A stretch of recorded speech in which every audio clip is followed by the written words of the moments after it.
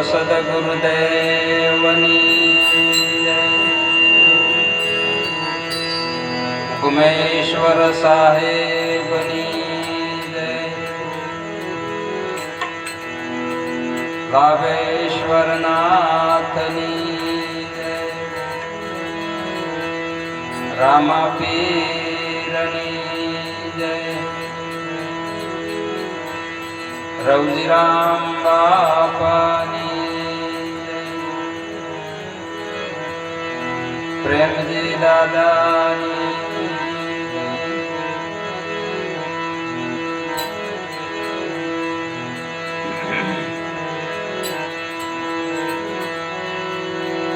હરિ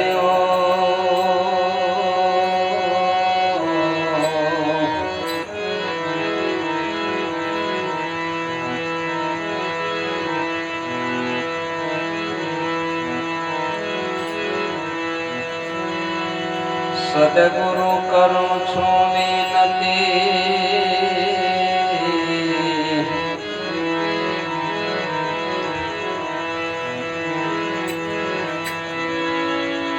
સદગુરુ કરું છું વિનતી,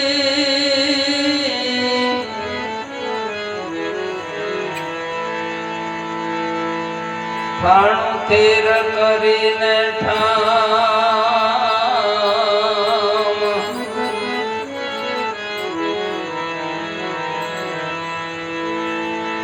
ગુણ ગાવા પરિભ્રમના,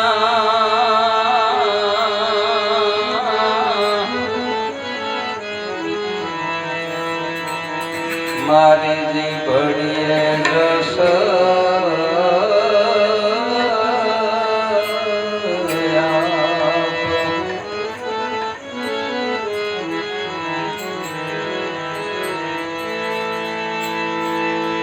ધનવંતરે ગુરુ લાભેશ્વર મળ્યા,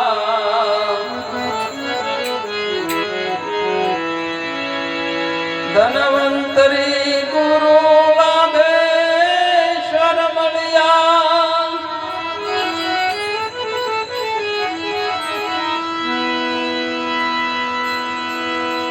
સોહમ સ્વરૂપ સુજાણ,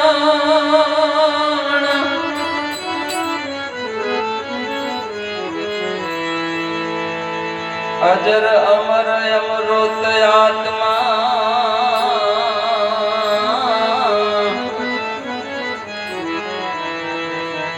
દાસ રવજી લેને વિચારે,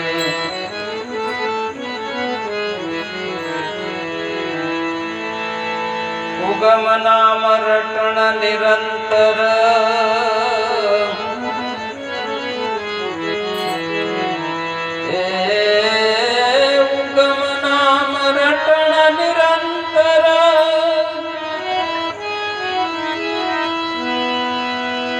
સ્મરણ શ્વાસો શ્વાસ,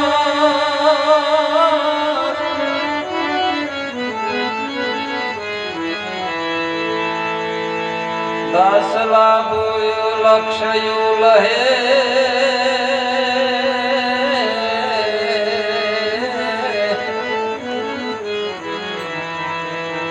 જો પુષ્પ મેં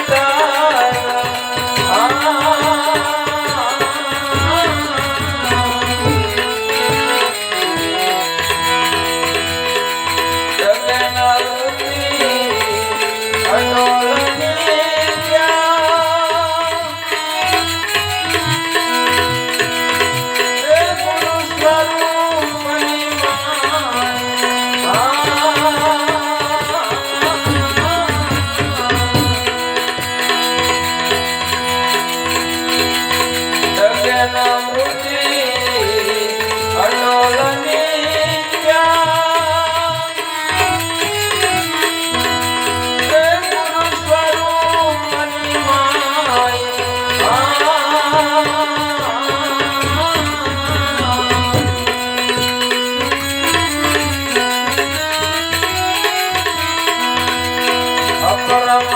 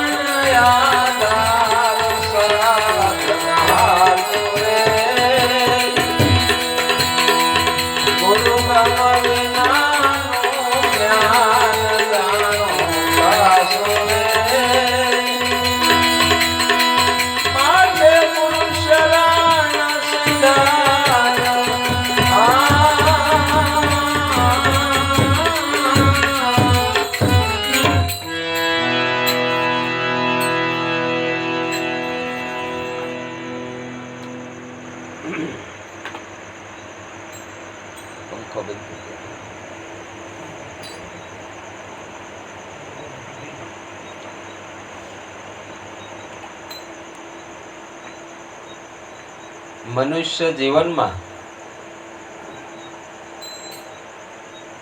સાચા લક્ષ્યને જો પામવું હોય, ધ્યેય સિદ્ધિને જો હાંસલ કરવી હોય, તો કાયમને માટે મહાપુરુષોના વચને વચન પ્રમાણ દિન પ્રતિદિન મહાપુરુષોએ આ સત્સંગ ભજન થકી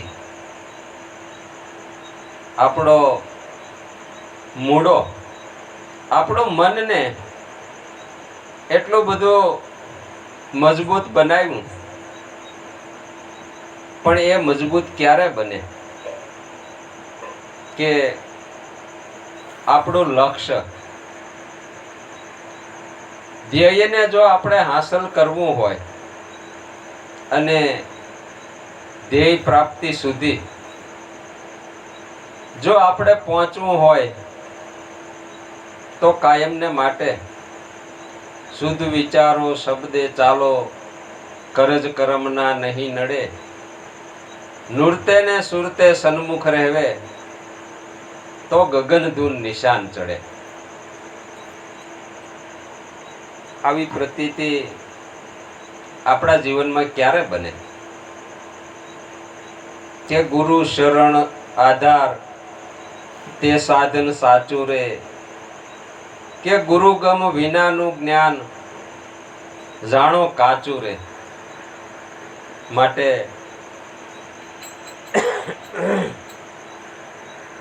ગુરુ શરણ સિધાવ, ગુરુ શરણ સિધાવ. જેમ સાધુઓ કાયમને માટે જે સિદ્ધિને હાંસલ કરવા માટે દિન પ્રતિદિન જેમ આપણો રાહ આપણે ચૂકતા નથી, અને એ અખંડ અને અવિચળ સુખ દેનાર આ જગતમાં જો કોઈ હોય તો એ સદગુરુ શરણ છે. અને જેને એનું શરણ મળ્યું છે, ધન્ય ભાગ્ય એના કે એ મનુષ્ય જીવનને સફળ કરવા માટે આ દાખલા કાયમને માટે એમાં કદી સુખ કે દુઃખની અણસાર પણ આવવા દેતા નથી. એટલે જ મહાપુરુષોએ ગાયું કે સુખ ઓર દુઃખ में આનંદ રહેવે, હરદમ હરિ ગુણ ગાવે, સાધુ હો નર હમકો ભાવે. આવું જો જીવન આપણું બને તો મહાપુરુષો કાયમ એમ કહે છે કે મને જો કોઈ ગમતા હોય તો મારા એ પ્રેમી આત્મા છે, અને એના જીવનમાંથી ઘણી પ્રેરણા મળે, અને એવા સાધુને હું મારા કાયમ હૃદયમાં રાખું. દાદા લાભેશ્વર નાથના શબ્દો તમે જુઓ કે અનાદિ સ્વરૂપ સત છે, સંગ કરવો એનો રોજ. અનાદિ સ્વરૂપ સત એવો આત્મા છે, સંગ કરવો એનો રોજ. જીવપણું મટાડી જીવે, ખરો સત્સંગી તો જ લાભું હું આને વખાણું. કોને વખાણું? કે જે મારામાં કાયમને માટે જે પ્રીતિ કરીને આ હરદમે દમમાં એનું જે ગાન ગાયા કરે, એવા સાધુને મને બહુ ભાવે છે. એટલે સત્સંગ કેરો સાર સત્સંગી જાણે, જેને લાગ્યો છે રંગ અભંગ એ આ મહાપદને માણે. જેને લાગ્યો છે રંગ, કેવો રંગ કે અભંગ, કદી તૂટે નહીં એવો. સદગુરુ સંતને ચરણે જાકે, સેવામાં બહુ હોશ. સદગુરુ સંતને ચરણે જાકે, કાયમને માટે તન મન ધન મન કર્મ વચને પરાયણ બની અને સેવામાં જે હોશિયાર હોય, સદગુરુ સંતને ચરણે જાકે, કર સ્વરૂપ વિચાર, રંગરૂપ ઘાટનો બાદ કરી પકડે એ નિરાધાર, લાભુ ભજનમાં. સર્વ સુખ છે ગુરુ શરણમાં. કાયમને માટે જેને સર્વસ્વ અર્પણ કરી દીધું. સર્વસ્વ અર્પણ કરવું એટલે આપણે અર્પણ થઈ જવું, પણ એમ નહીં. સર્વસ્વ અર્પણ કરવું એટલે આ મનને સોંપી દેવું. મન કે આ કહા ન કીજીએ, મન જ્યાં ત્યાં લઈ જાય. આ મન કો તો એસે મારીએ જે ટૂંક ટૂંક હો જાય.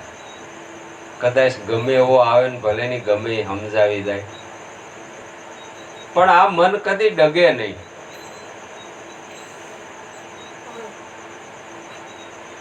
આવું મન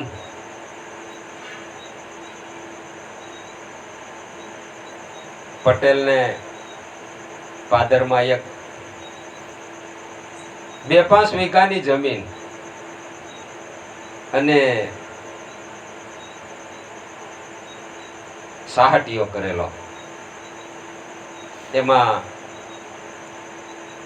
નબળું વરસ આવ્યું. કુંભાર પોતાના માટીના વાસણ વેચવા માટે આ ગામથી પરગામ જાય એટલે એક ગધેડો રાખેલો. વરસ એટલું બધું નબળું છું તે ઉકળે રાડા મળે નહીં. નહીતર તો ગધેડું ક્યાં જાય? ખરસું શું જાણે ખીર ના જેના મલકે ઉકરડે મન, હરિગુણ ગાવામાં તો હોંસીલા. આ જગમાં છે હરિના જન. ગાય વાય ને વગાડે ઈ તો છે વાજા. ગાય વાય ને વગાડે ઈ તો છે ભવાય. ગાતા આવડી જાય, વગાડતા આવડી જાય. એટલે એમ ન માની લેવું કે આપણે સર્વે સર્વા થઈ ગયા. પણ મહાપુરુષો કે ઈ તો છે એક ભવાય. ભવાયા રમે ને, ઈ ભવાયા જેવું કામ છે. એનો ખેલ ક્યાં સુધી હાલે? પટ હોય ત્યાં સુધી. બાકી તો પછી હતા ને એવા ને એવા. એટલે એટલું બધું નબળું વરસ આવી ગયું, દુકાળ પડી ગયો. પટેલે સાહટીયો કરેલો. એ આની નજરમાં આવ્યું, કુંભારની નજરમાં. ગધેડું ભૂખું રાવા માંડ્યું. કરવું શું હવે? કુંભાર બહુ હોશિયારો. કારણ કે માટલા ઘડવાની ગમે એવી ડિઝાઇન બનાવવી, કુંભાર જેવી કોઈની કળા કારીગરી નહીં. એટલે વિચાર કર્યો કે ગધેડો ભૂખ્યું રહી તો કઈ પાલવે નહીં, અને જો ભૂખ્યો રહે તો આ ગામથી બીજે ગામ લઈ જાય, એ કઈ આપણા ઠામ હારીને લઈ જાય નહીં. એટલે શહેરમાં ગયો અને વાઘનું ખોળું લઈ આવ્યો. હાંજ પડે એટલે ગધેડાની માથે નાખી દે, ઓડાડી દે અને પટેલના ખેતરમાં મૂકી આવે. ભાઈ આને તો મજા આવી ગઈ, કારણ કે આવો સાહટીયો ખાવા મળે. રાડાય નહોતા મળતા, એને બદલે કેડીના હાઠા જેવા રાડા મળે. ભાઈ તો જામી ગયો. રખોપા રાખેલા ત્યાં ગધેડો સાહટીયો બટકાવે અને ખખડાટ થયો કઈ, એટલે હાથીએ ભેળ્યું, બત્તી કરી આમ જોયું, એટલે આ તો હાવ જ છે. અને ભાગ્યા બધા ભડકે. પટેલે જે વાત કરી પટેલ બાપા આપણા ખેતરમાં ઈ કે વાઘ આવ્યો છે અને સાહટીઓ બટબટાવે. પટેલે વિચાર કર્યો કે આવે જ કઈ ખડ ખાય, સિંહ ખડ ખાય કઈ હે? અને ભાઈ બડા લઈને ગયા અને વાઘનું ખોળું ઓઢી ને આ તો ભાઈ સાહટીઓ બટબટાવે. પટેલે ધોકો એવો લીધો કે તે એવો વાહામાં ઉપાડીને નાખ્યો કે તે અસલ અવાજ નીકળી ગયો. ભોં કરતો ભાગ્યો, ખોળું પીડી રહ્યું. એટલે આપણે કદાચ ભક્તિ પદનું ખોળું ઓઢી લઈ અને કોઈક દી વારો આવે ત્યાં પછી ધોકા ખાવાનો વારો આવે કે અસલ સ્વરૂપ આપણું દેખાઈ જાય. એટલે ભક્તિમાં કદી ડોળ ન હાલે. સર્વ સુખ છે ગુરુ શરણમાં, સર્વ જગત આધાર. આખા જગતનો આધાર છે આપણો ભારત દેશ.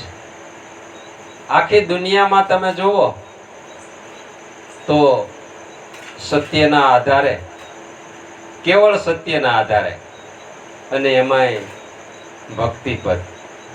આપણા સાધુ સંતો તમે જુઓ, છે કોઈ દુનિયામાં આવો માહોલ? અડધા અડધા સડા પહેર્યા હોય. કરશન દાદા હે કપડાનો છે મેળ? તો આપણી પ્રણાલિકા જુઓ, આખા વિશ્વની નજર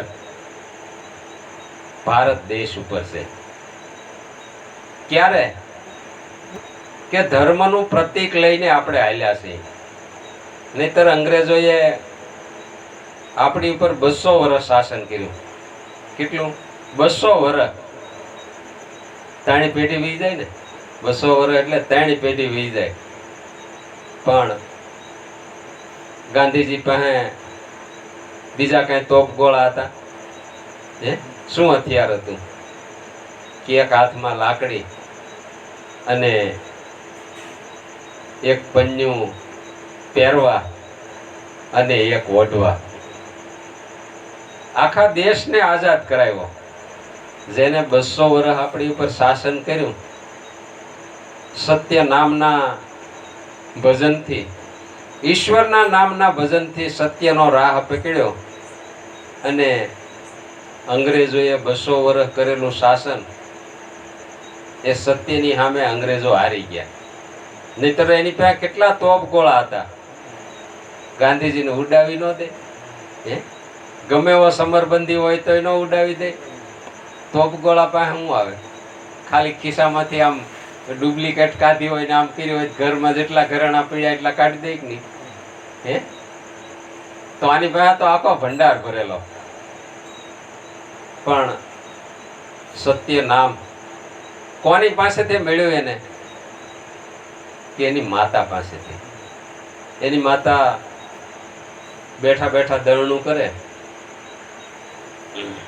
40 વર્ષનો એક ભિક્ષુક આવ્યો આંગણે ઘરે અને પોકાર કર્યો કે મૈયા ભિક્ષાન દેહી. ગાંધીજી બેઠા બેઠા લખતા હતા. એને જોયું આમ ચશ્મામાંથી, પગથી માથા સુધી નજર કરી કે 40 વર્ષનો ભળ જુવાન પાટું મારે ત્યાં પાતાળમાંથી પાણી કાઢે એવો 500 રૂપિયા દાડી, અને આ ઘરે ઘરે જઈને ભિક્ષાવૃત્તિ કરે. બોલ્યા નહીં કઈ, ખાલી મનમાં વિચાર્યું. માતા દળનું કરતા હતા એટલે ઊભા થયા અને ઘરમાંથી જે કઈ દેવા જેવું હતું ભિક્ષામાં માતાએ આપ્યું. ગાંધીજીની માતાએ ભિક્ષુક તો જે કઈ આપ્યું એ સ્વસ્તી કહી અને નીકળી ગયા. પછી ગાંધીજી શું બોલ્યા? કે માં તમે આવાને બગાડો છો. આવો જુવાન જોધ હોય 40 વર્ષનો અને ભિક્ષા માગે અને તમે કાંઈ બોલ્યા વગર એને આપી દો તો આને તો એ જ જોઈએ, પણ એને 2 શબ્દો કહેવા જોઈએ. એને 2 શબ્દો કહેવા જોઈએ. ગાંધીજી કે મારા તમને કાંઈ કહેવાય નહીં, તમે તો માં છો.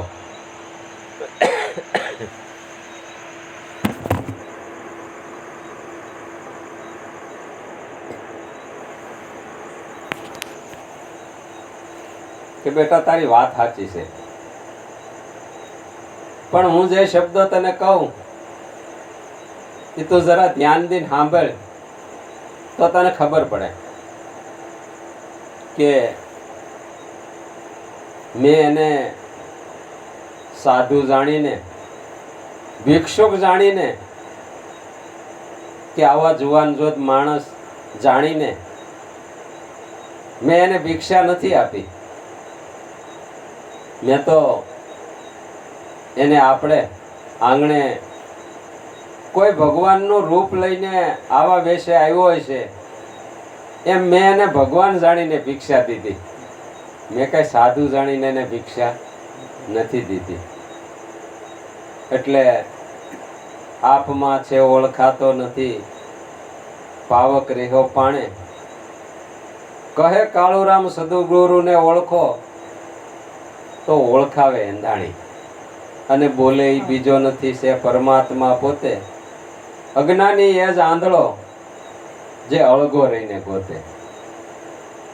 આપણે ઘરે કોઈ આવું સ્વરૂપ ભગવાન લઈને આવ્યા હોય તો આપણે એને કેમ ઓળખીએ, પણ મેં એને ભગવાન જાણી અને ભિક્ષા આપી છે. ગાંધીજીને એ શબ્દની સોંટ લાગી અને સત્ય નામ એના હૃદયે ધર્યું અને નક્કી કર્યું કે મારે આ સત્યની લડાઈ લડી અને અંગ્રેજોના શાસનને અંત આણવો છે. એટલે આપણી ઉપર અંગ્રેજો રાજ કરે, હજી એ રાજ કરે, પણ ક્યાં અંગ્રેજો? કામ છે, ક્રોધ છે, લોભ છે, મોહ છે, માયા છે, મમતા છે. આ અંગ્રેજો હજી પણ આપણી ઉપર શાસન કરે છે. પણ એને જો જીતવા હોય તો મહાપુરુષે એનું પણ સોલ્યુશન આપ્યું કે પ્રેમ પલાણ ધરી, જ્ઞાન ઘોડે ચડી, સદગુરુ શબ્દ લગામ, શીલ સંતોષ અને જ્ઞાન વૈરાગે, ભજન ભડાકે રામ, ધર્મ ઢાલ ઝાલીને રે. આપણે આ નિર્ભય નિશાને ચડવું છે. એટલે દાદા લાભેશ્વર નાથે આ ભજનવાણીમાં ગુરુ શરણ આધાર તે સાધન સાચું રે, કે ગુરુ ગમ વિનાનું જ્ઞાન જાણો કાસું રે, માટે ગુરુ શરણ સીધાવ. ગુરુ શરણે જઈને પ્રાણી પકડી એક આધાર, કે પ્રભુ સ્વરૂપ ગુરુને જાણી. જો આ દૃષ્ટિ આપણી થાય, પ્રભુ સ્વરૂપ ગુરુને જાણી, મેલી દ્વૈત વિચાર, મનના જે અન્ય વિચારો છે, નબળા જે વિચારો છે, જે આ લાભને ખેંચી જાય છે, આ સોર લૂંટી જાય છે, એને તજી દેવા. પછી દ્રષ્ટાંત આપ્યું કે પતિવ્રતા જેમ નિજ પતિને પુરુષ એક પ્રમાણ, જગતભરમાં એક જ જુએ, નહીં કદી ભટકાર, ધ્યાન તે સાચું રહે. આ ગુરુગમ દ્રષ્ટિની જે ભાન કરાવી છે આપણને, એમાં કાયમને માટે ઈશ્વર ભાવ, અને એ ઈશ્વર ભાવ જેમ પત્નીને પુરુષમાં પોતાના ભગવાન દેખાય એવી દ્રષ્ટિ જો કાયમ રાખે તો એના માટે અન્ય કઈ બીજો વાતો એ ડગમગવા જેવું નથી. અને ડગે ન વૃત્તિ અડોલ નિત્ય, ગુરુ શરણની માય. આવી જ્યારે આપણી અતૂટ શ્રદ્ધા, અનન્ય લોહ લગન જો લાગે તો ડગે ન વૃત્તિ અડોલ નિત્ય, ગુરુ સ્વરૂપની માય, અપરંપાર પદ તેજ પામે. આવો લાભ ક્યારે મળે? કે આપણી નિષ્ઠા જેમ ચોમાસામાં